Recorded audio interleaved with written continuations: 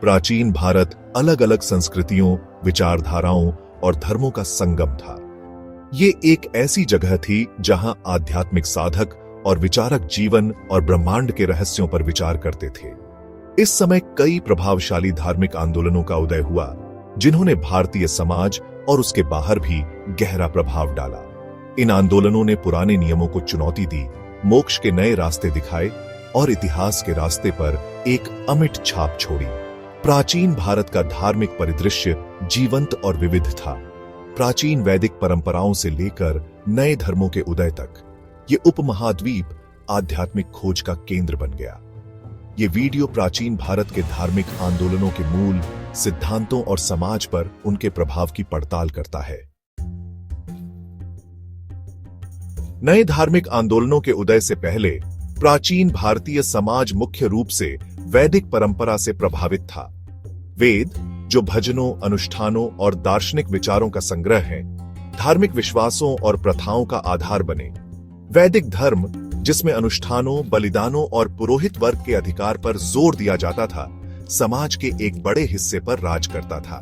लेकिन समय के साथ सामाजिक और आर्थिक बदलावों ने नए विचारों को जन्म दिया और मौजूदा व्यवस्था को चुनौती दी। जाति व्यवस्था की कठोरता, जटिल अनुष्ठान और पुरोहित वर्ग और आम लोगों के बीच बढ़ती खाई ने वैकल्पिक आध्यात्मिक रास्तों के उदय के लिए उपजाऊ जमीन तैयार की। 6ठी शताब्दी बीसी में सिद्धार्थ गौतम नाम के एक युवा राजकुमार, जो चारों ओर दुख देखकर बहुत परेशान थे, ज्ञान की तलाश में निकल पड़े। वर्षों के ध्यान और आत्मनिरीक्षण के बाद उन्हें ज्ञान प्राप्त हुआ और वे बुद्ध, जागृत व्यक्ति के रूप में जाने गए। बुद्ध की शिक्षाएं, जो 4 आर्य सत्य और अष्टांगिक मार्ग पर आधारित थीं, प्रचलित धार्मिक मानदंडों से एक क्रांतिकारी प्रस्थान थी। उन्होंने वेदों के अधिकार को अस्वीकार कर दिया, जाति व्यवस्था को चुनौती दी और नैतिक आचरण, ध्यान और ज्ञान के माध्यम से व्यक्तिगत आध्यात्मिक परिवर्तन पर जोर दिया। और बौद्ध धर्म के केंद्र में 4 आर्य सत्य हैं। दुख का सत्य, दुख के कारण का सत्य, दुख के निरोध का सत्य और दुख निरोध का मार्ग। बुद्ध ने सिखाया कि दुख जीवन का एक अभिन्न अंग है, लेकिन यह अपरिहार्य नहीं है। अष्टांगिक मार्ग, जिसमें सम्यक दृष्टि, सम्यक संकल्प, सम्यक वाणी, सम्यक कर्म, सम्यक आजीविका, सम्यक व्यायाम, सम्यक स्मृति और सम्यक समाधि शामिल है, व्यक्तियों को दुखों के चक्र से मुक्त करने और ज्ञान प्राप्त करने के लिए एक व्यावहारिक मार्गदर्शन प्रदान करता है। भाग 5, बौद्ध धर्म का प्रसार, भारत से विश्व तक। बौद्ध धर्म ने जीवन के सभी क्षेत्रों के लोगों के बीच तेजी से लोकप्रियता हासिल की। सम्राट अशोक, भारतीय इतिहास में एक महत्वपूर्ण व्यक्ति, ने बौद्ध धर्म को अपनाया और इसके प्रचार प्रसार में महत्वपूर्ण भूमिका निभाई। उन्होंने भारत और उसके बाहर विभिन्न हिस्सों में धर्म प्रचारक भेजे और बुद्ध के शांति और करुणा के संदेश का प्रसार किया।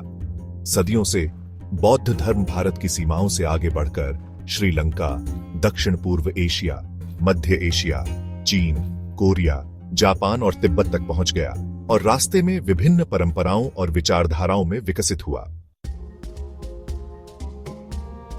भाग 6, जैन धर्म, अहिंसा और तपस्या का दर्शन। बौद्ध धर्म के साथ ही भारत में एक और महत्वपूर्ण धार्मिक आंदोलन का उदय हुआ, जैन धर्म। महावीर द्वारा स्थापित जैन धर्म में अहिंसा, तपस्या और जन्म और मृत्यु के चक्र से मुक्ति के सिद्धांतों पर जोर दिया गया। जैनियों का मानना है कि सभी जीवित प्राणियों में आत्मा होती है और उनके साथ सम्मान और करुणा का व्यवहार किया जाना चाहिए।